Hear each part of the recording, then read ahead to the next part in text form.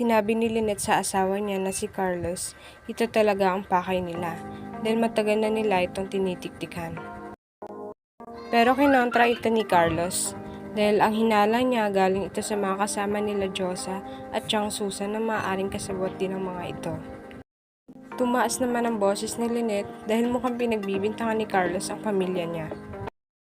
Patuloy na hinahanap nila Balahadja at Zoe si Don Pepe dahil nakatakas ito.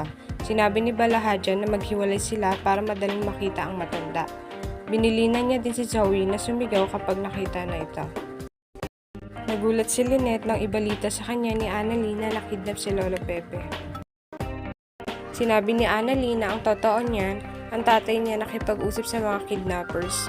Nabigay na nila ang malaking pera pero hindi pa rin binibigay sa kanila si Lolo Pepe.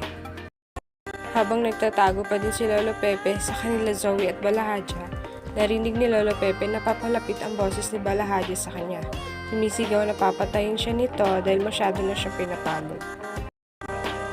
Nang maramdaman ni Lolo Pepe na malapit na talaga ito sa kanya, nilingon niya ito kasama ang pagputok niya ng baril dito.